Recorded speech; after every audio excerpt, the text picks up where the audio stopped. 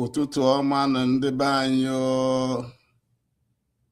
ụtụtụ ọma, ehihie ọma, mgbede ọma na aṅachi ọnwa n'ebe ọbụla ị nọ wee na-esonyere anyị tata na nkụzi anyị chọrọ mme.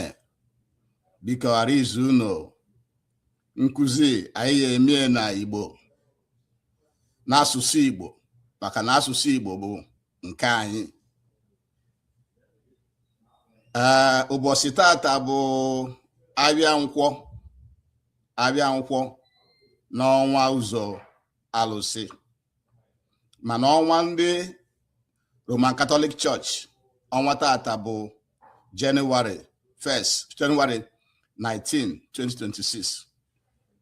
Chetakwa na Nkọlọ Mahadum Wisdom University bụ nnekwute ụlọ akwụkwọ ebe anyị wepụtara ka anyị wee na-akụzili ndị be anyị ibe na-eme n'ụwa ma ibe na-eme na be anyị.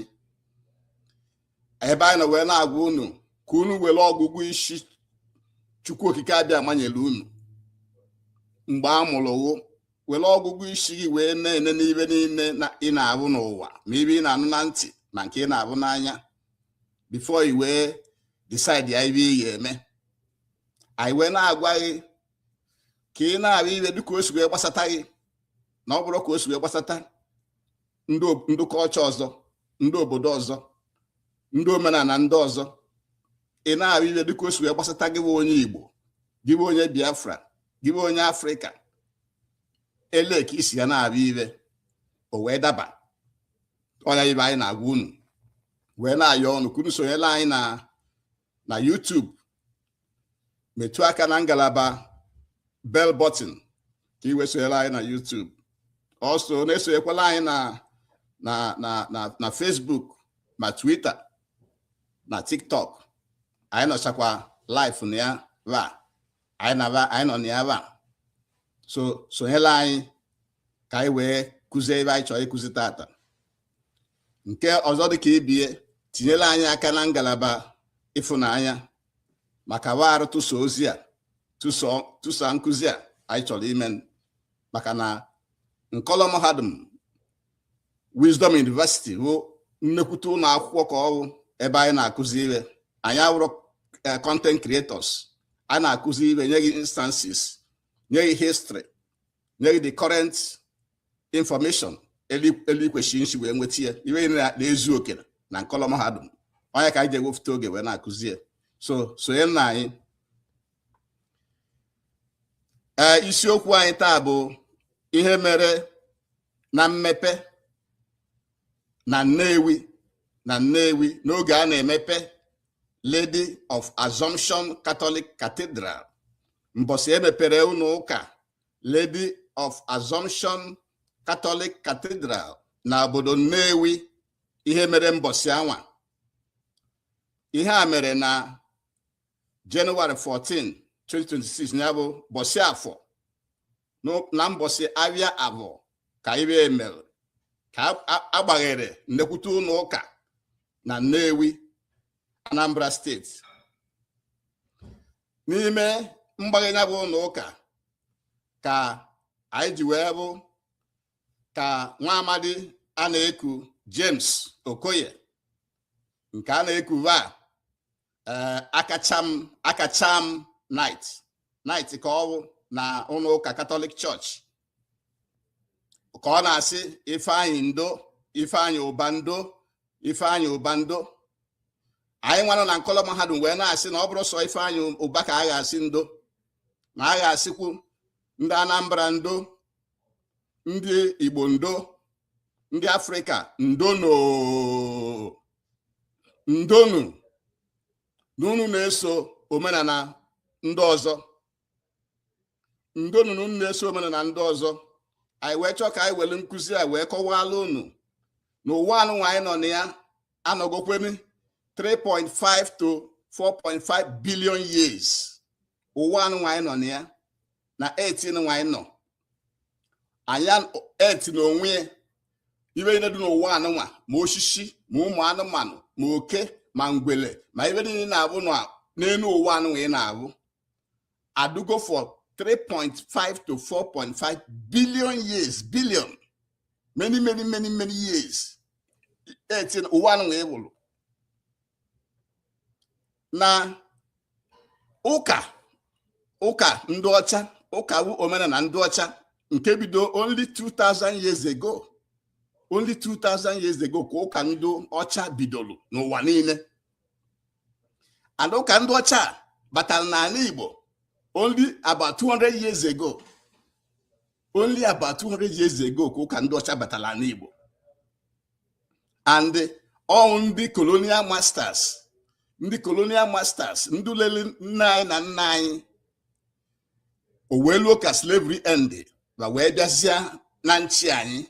Ya mgbe a na-ekwu colonization, mgbe colonization ka ndị ọcha bịazi wee force this their religion, this ụka anụ wee force ya on our people. Ọ ebe meriri wee force ya on our people.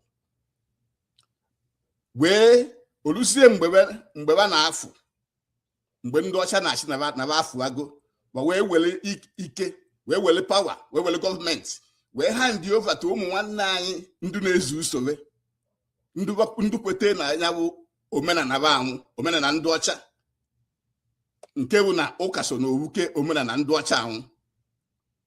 O wee hand over to them. Ọzọ ụmụ nwanne anyị na enforce this foreign culture, this omenala ndị ọcha on our people. Enwe so many ways waji wele eme, mana nke ụka bụ nke dole ewu na ọkụkọ anya.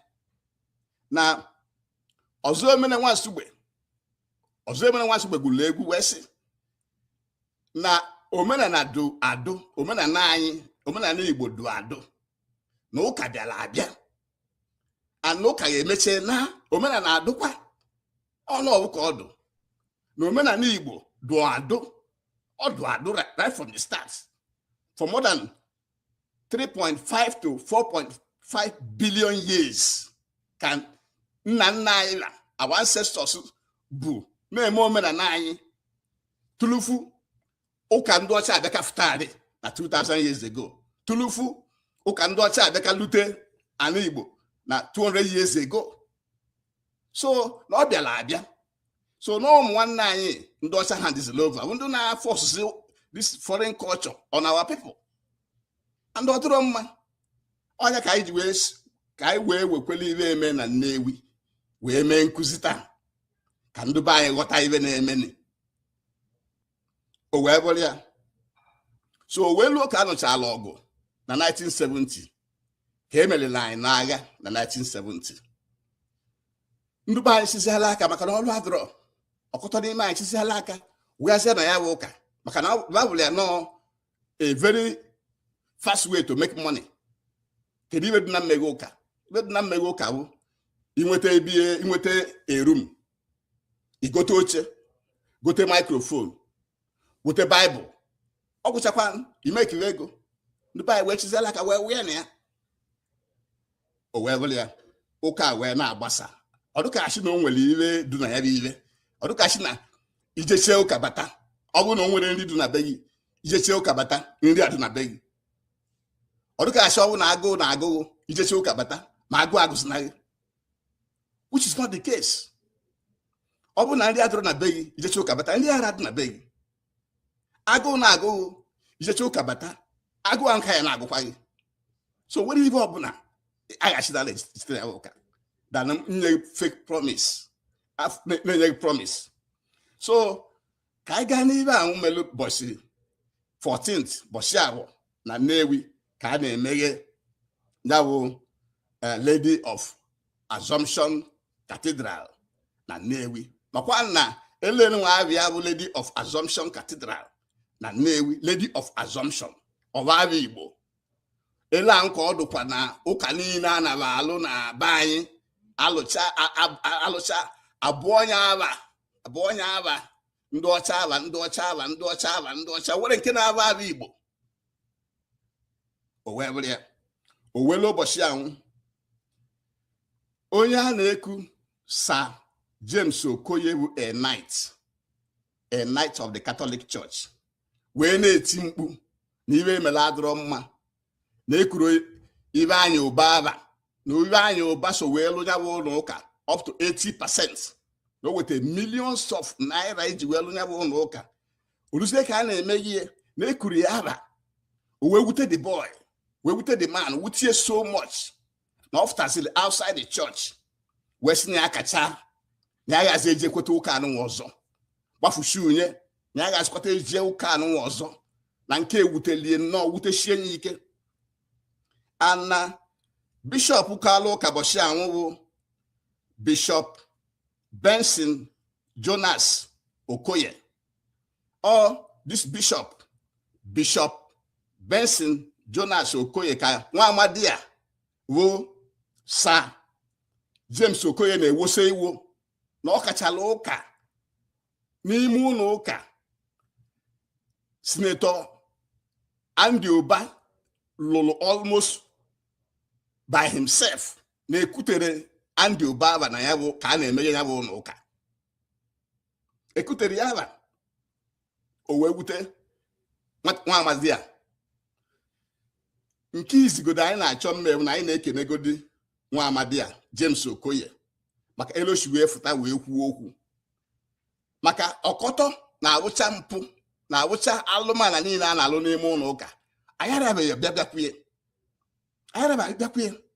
anyị wee na-ekene James Okoye na ọfụta nnọọ wee kwuo n'okwu, kwuo n'obi, kwuo ka o si wee wutie, kwuo na ya sikwa eje ya bụ ụka na o nwere iwe o jite na ya bụ ụka. Anyị chọrọ ka anyị kọwalụ ndị be anyị iwe night bụ, because mgbe ọbụla unu na-alụ na onye ewu night of this, night of that, night of that. Kedu iwe bụ night? According to the dictionary nke ndị ọcha, washi na night a man na-serve his sovereign or his lord as a mounted soldier in armor. So ọ bụ na echie onye Igbo night ma onye Africa night, ya na-echi night ka i wee fight protect the church, protect father, protect bishop, protect pope, fight against your brothers. Kedu ụlọ ijetele na a na-echi ya bụ night? Kedu ụlọ ijete ọrụ ntụwu ka ị nọ guye weta ego ejighị echi gị na bụ night, guye weta the money ejighị echi gị night, ego iji ye feed your family, iwere eweje chie night n'ụlọ ụka ka i wee defend the father, defend the Bible, defend the Jesus, defend the pope. Ịmara maka ya abụrụ your culture, shi wee bịa. Kedu elu o si wee make sense to you as onye Igbo and as onye Africa na-echigodi na bụ night? Night unu bụla a na-echi ndị be anyị, one of the ways to deepen them, that is to deepen them, to silence them, to make them not to leave the church, to continue in slavery, to continue in brainwashing, to continue in servitude to the foreign religion. Ọ iwe ọ bụ onwere uru ọ bara anybody. And so guye spend ego, guye akọnụ na-etie n'ime ụlọ ụka. Ụka ara enye nwe anything. Ụka enwere iwe ọ na-enye mmadụ. Ụka na-asịsa gị akpa, sasịsa gị akpa na ọ na ya brainwash ya isiala gị asị ka asị n'ime asị. Ịpali anatabeghị. Obuka asị wa na-asịle gị bụrụ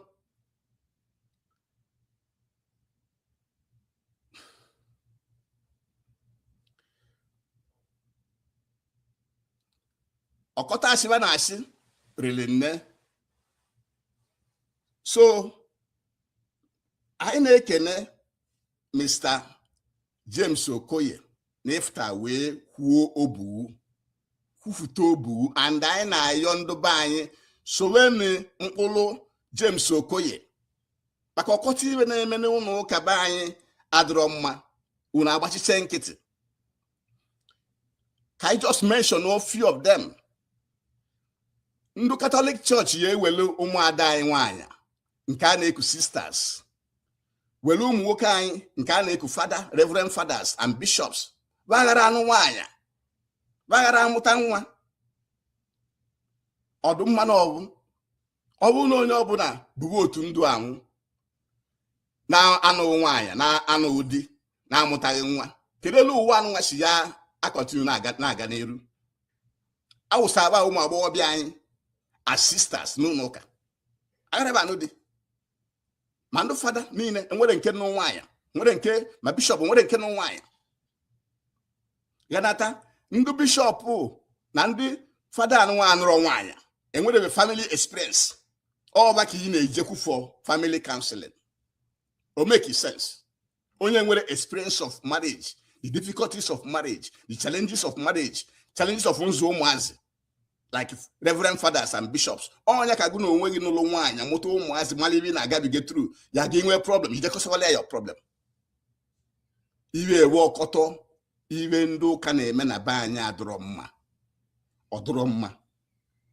And we na exploit our people, just like Andy Ubajena, so you charge millions a well known ụka. Kedu ibe a na-alụlụ n'ụka for? Kedu ibe a na-alụlụ n'ụka? Eleke ba si eme ndị be anyị exploit. Ma James Okoye no what? James Okoye, ọgwa ya ego n'otu ego we na Catholic Church o ji ebe as wesni aghazi aka. Ọgwa ya ego n'ọsụ go there. From his childhood well over. Kedu ibe o jite ya? Nothing.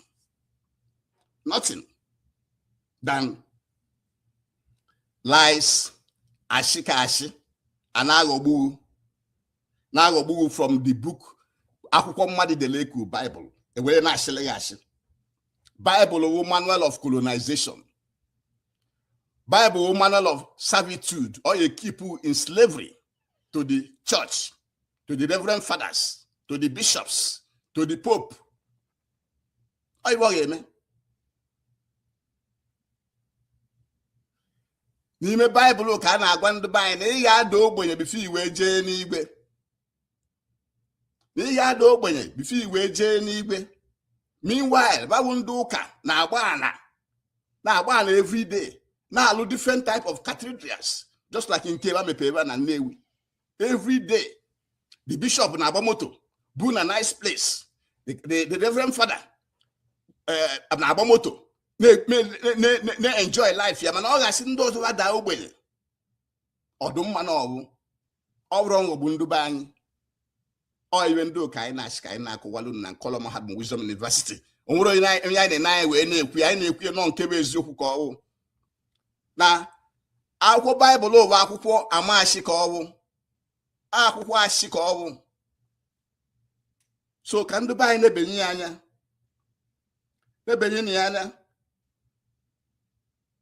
na ibe anyị na-ajụ bụ kedu ibe obodo ji ya afụta?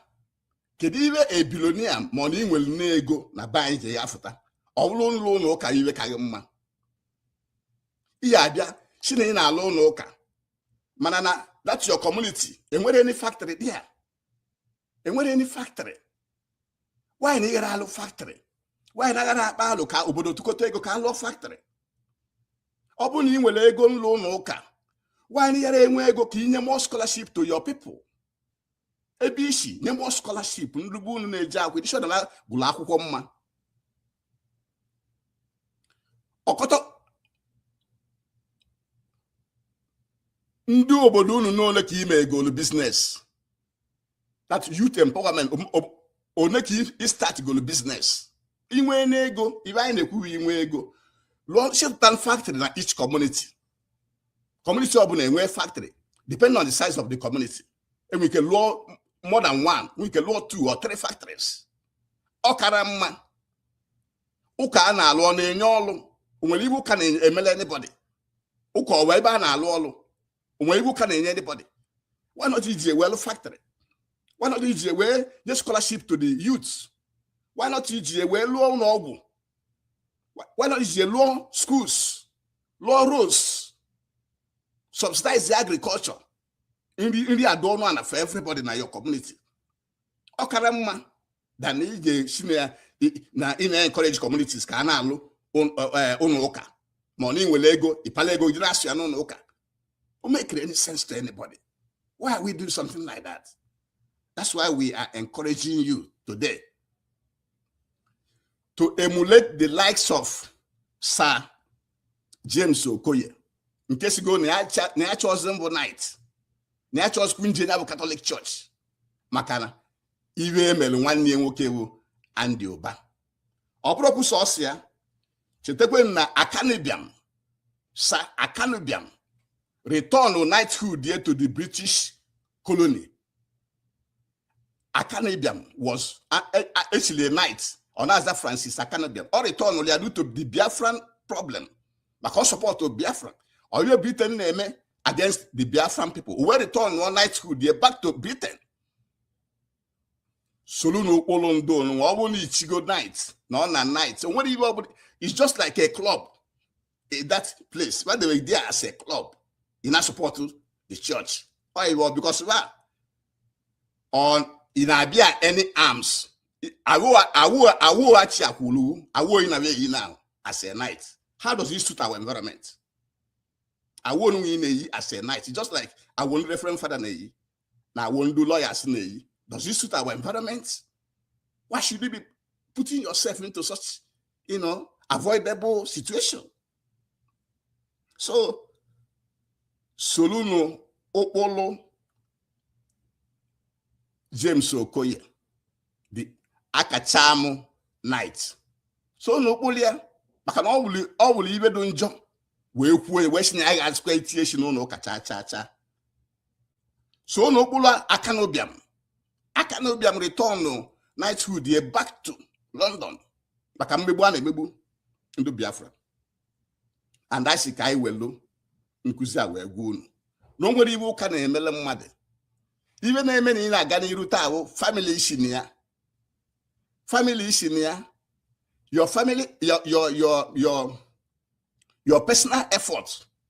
Now, Elisha Bambo. Na environment in on here. Environment in on here. Elisha Bambo. Family in on here ishinia. We even not determine whether me ganiru, money ganiru no one why no. Uka will only be selling to you false, fake promise. And any gwen where boss order, no one. Came with any gwe. Where Satan, where hell, even do Uka sell to us. Then will any gwe, only ban any gwe. Where hell fire. Then they no one name with Satan. I went to Kualun and Colum had Wisdom University. Then were any heaven, or any good anywhere outside this world. Because you go in, anyone I was na any good. You go in, all the very, very cold there. The higher you go, the colder it becomes. And all the very windy. And don't want any human life, spiritual life, that can survive and exist up there. Ndocha na space. Now look at this spacecraft. Na. Teacher even in actual. Oxygen, everything actual. Before I take a pago in there. Therefore, when we even look at heaven outside this earth, I know there. Any go do na earth in why no. Any go do na earth. In a bundu doma. It do happy. It in on any way. Mbobu no budu to in on any way. Mbobu no budu njo in on a hell. Mbobu in on a obudu njo it do happy in on a hell. And what a boss hell fire do. What a boss. And the action of man meso madi be ele madi be isi meso no one. Even not determine Monya will chuku to you or not. Oye na emelegi iwoma will chuku to you. Oye na emelegi iwoma will chuku to you. Oye na emelegi iwojo will ekwensu to you. Will devil to you. Elo one wadu. Onwere ebe ozo mara for one why no. Eba si na enwe heaven or hell. No. Onwere ebe ozo. Or if I chop kudu malo, na nkuzi I chop mmekwetata.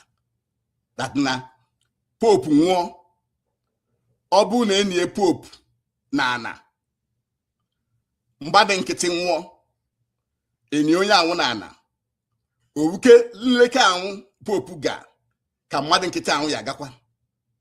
The same decaying process ka Pope will undergo with an ordinary person like me. Oh, we want. And spirit time, and I put a spirit anywhere somewhere. Spirit time will remain on this earth. We chant any amma. Oh, my shaka, O kana shilendo buying. Gu patava, gumavenna, ni bese ni yeje, anywhere. Onwere anywhere do. Outside this earth. We chant because now I share and I shilu no oka. Ni Jenny when he Jenny go. Whatever else any do. Carry a one wine on here. Italy in a tower, in hell. In a tower, no one wine on in hell. Or whatever else hell do. Open in a tower, need enjoy yourself. Need we do happy. Now do okay. Need we name it. In heaven. On this earth. What's your man? Oh, well, so now, even men and Nnewi, odo mmano omel, because obo na agwando bayi, futakana na omena na ndu ocha unu na-eso. Omena na ndu ocha uka unu na-eso, no nwere ulu obala anyị. Ayara ba aghọta ya. Ewu, fada enwere ibe ọ na-alụ. Bishop enwere ibe ọ na-alụ. Ọrụ unu na-abịa atụli ego n'ụlọ ụka. O nwere ibe ọ na-alụ. O nwere aka ọlụ. O nwere aka ọlụ. Ifitiri atụli ego. Chinọchukwu ka ị na-enye, ọ bụrụ Chukwu ka ị na-enye. Laka ị na-atụli ego. Ka ndị ụba tụchara ego egbe lụcha ụlọ ụka ekwutere ya ara. Ekutere ni ya ara because na ọnwụgo. Ọ bụ na ọ nọba ndụ a, akana emeni one chance. Ana ezukie ka asị na hey, ana emi yara mana ego ka na target. Ego ka na target no ka your time and money even though ka na target. Run away from them. Run away from the church. Anyị ma lele na ọkọtọ ndụ anyị came to this church by chance. Either na your family leading there or your friends leading to the church. Or by accident, ibido jebe ụka. Ihe na-eji ọgụgụ isi mal that na ụka anwe na-eje n'ọkwa olili ka a na-eli gị na-ebu n'ibu onye elili. Ibu onye elili. Ị na-eji ụka ibu onye elili. Shi na-efuta ka ị gbara mbọ.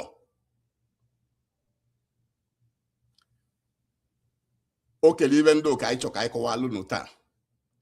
Ka unu mal that na iwe eme na Nnewi ebe James Okoye she na Akachaam na akachago na iwe eme nwanne nwoke bụ ex-senator late ex-senator Andy Oba Adroma na Andy Oba so wee lụsacha ụlọ ụka oluzie mgbe a na-emego ụlọ ụka ekutere ya ala ani ọzọ dịka jọgbucha eri onwe ya bụ na abịa wee kpụcha ndị ọcha na ya bụ ụlọ ụka kpụcha ndị ọcha mana akpụrụ ndị ụba ndị ọcha dị na-anwakpụ nwe wetala ego eji wele ụlọ ụka ahụ the rightful place ma ọ bụrụ na ba na-alụ ya bụ ka na-akpụ ndị mmadụ ọrọ mkpụ ndị ụba kpụọ ndị niile the highest donors wetala ego eji welu ya bụ ụlọ ụka akpụ ọnụ anyị bụ ndụba anyị wetara ya ego ndị ọcha wetala ego eji welu ụlọ ụka mana abịa kpụcha ndị ọcha n'iru ụlọ ụka niile ahụ ọmaka ọ bụlele ndụba anyị ọrụ ndụba anyị lụrụ ụlọ ụka ahụ ọrụ ndụba anyị kpụchara ndị ọcha ahụ ọ ndụba anyị na-emekwe na anyị ire ọ ndụba anyị ndị ọcha handle over their culture ụkwa ndị nọ wee na-apịgbuzi anyị wee na-eme mpụ ọnya ka anyị ji wee na-ekene James Okoye na ọ fụtara wee kwuo nke bụ eziokwu anyị wee na-akọwala unu na iwe emelụ on January 14 but Wednesday wuo abụọ ka a na-emeghe Lady Assumption Cathedral Catholic Church na Nnewi. Ọ bụ iwe nwa mere. Anyị wee pale okpe ekene wee na-apịa ya bụ nwa amadi bụ James Okoye Futani wee kwuo maka na ọkọtọ nọ n'ime ụlọ ụka na-abụ mpụ a na-eme everyday n'ime ụlọ ụka wayara afta bịakwu onye ka anyị ji wee na-ekene Mr. James Okoye. Anyị wee na-ekwu kọwalụ n'ibe bụ night na night bụ according to the dictionary a man who served his sovereign or lord as a mounted soldier in armor. It's just like a military man serving somebody. Although free, he's serving his sovereign, his owner. He's serving his lord. He's serving somebody else, which means in this case, he's serving the reverend fathers, the bishops, the popes, and the Catholic Church, and ready to go to war, ready to fight your brothers on behalf of ndoooo. And for you to be a night town, all you spend they go. The church will not just give you thinkable, all you wolf take go, where spend there, where will that a way chiagave addressable in our environment. I already now want the key as a night. Is it suitable? Do you have AC in the churches? Do you have AC at home? Do you have AC in your car? How can you be wearing such a thing? That is outro of our environment, or our culture. Or you are this university, Wisdom University, in color Mahadum, Wisdom University. Ki can uche.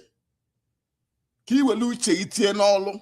Welu uche itie n'olu, uche chukwu keji weke wele itie n'olu. I wele tie n'olu. I woftu onwe na agbu.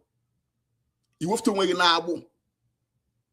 In this case, agbu ụka ndị ọcha bụ omenala ndị ọcha. So, if I just chill in Dubai night, if you can always keep away ignorant and in darkness. Okay, to keep you in darkness and ignorant. In an education, no, okay. In an education. You have an agwari, amen. You have an agwari, amen. That's it. Odroma. I reckon no kota londo can amen a bany question. Actually, umuanya. Etie sister lara anu di achilo umuwoke anyi tie reverend fathers my bishops lara anu nwanya and nke kasi njọ na gu na onweghị n'ụlọ nwanya mụtala ụmụazị na-achị ezinụlọ na manage ezinụlọ iwe na-eshili ike mali ha yi na manage how to survive ye jezidekwulu ndụ ụlọ nwa nụrụ nwanya ọ bụrụ na akpalị ga elisi egbu gutu nwunye gị na ụmụazị ịmakwara ibe what he was one no target continuous exploitation, just like Vameleva and Duba. My James Okoye. But I'm why you go that you go no cassin said you were more well operate. Nothing. What do you get near? Or when did you get near? I like I call Walliam. I know queen and column had my name queer. Ho ha. What do you with it? So you with it, I shall actually every day. And I go book every day. Well, the Bible naturally Bible manual of colonization. The Bible manual of colonization and double tongue. Okwetenke, okuenke, okwetenke, okuenke. Umwe any power to there. Umwe any power to there. How many reverend fathers can Ebugo in Nigeria? How many? Down the Bible. What do they do na church? What on their way to church, what on their way back, and they have that Bible. The Bible and Jesus never protest anybody. But actually, then we're heaven somewhere, then we're hell somewhere. Nanke with Satan. No, I ain't going to call them had any heaven outside this earth. Everyone I work in heaven do. The higher you go, the colder it becomes and windy. If by plane at 35 to 40,000 feet. The temperature is minus 42. Minus 42 up there. I na kokalun na astronauts na space. Na look at the spacecraft na here. And I look at the spacecraft na here. Teaching you never need my toilet, my oxygen. Even you never need. I get teaching at the spacecraft. And we're part of the spacecraft. We're part of go. So we're any heaven anywhere there. And then we're any hell anywhere. It do happy at any time in on a heaven. Or when it do happy, you're in hell. And my mother of Satan or God to you depends on action of man. Mad who God to you at that time. Go when they receive in on a heaven. Somebody when they make you job, only I would Satan to you at that time because you are feeling bad from the action of that person. Only they boss all the practical in life. Man, I do kaya bela actually in the heaven where he menke and egwu and imagine egwu ki we not comply ki we na ewofte ego and your time. That's what they're doing. Also the ki be able na agwa anyi na ya do poor for you to go to heaven. Na ya da godo obuye if you we je enugwewe. Man ba no nwebe na apako ego every day. Na agba na about many businesses. Now look different cathedrals every day. Man, I go in the do poor before we je anywhere. Oh, ya kai na agwu me ye na anya unu. Oh, you kwesi kunu when Eswela in Ankoloma Hadum Wisdom University. So even na Wisdom University in Koloma Hadum. Eba kai ya sape unu isi, sape unu anya. Una amalo elu washi wedo. Malo how to survive in it. I wear na aju. Kediwe community is yafuta. Money we go na in your community as a billionaire or whatever you are or trillionaire. Even jias no kakunu galo. Even jia and kata no ka. Why no factories? Why no scholarships to your people, to your youth, to your communities in different areas? Why not start your youth businesses? Set them up well. Came in hospitals. Came in your community. Came in constant electricity. Came in always. Came in subsidized agriculture. Why should it be church? Come on, my brothers and sisters. Why? Why are you making such decisions? It is wrong, and that is why we are presenting this lecture to you today. And finally, I na yonu only Igbo obuna, only Africa obuna. So only the footstep of this James Okoye, because he spoke up. What na all na that alo na mpuane me mechionova.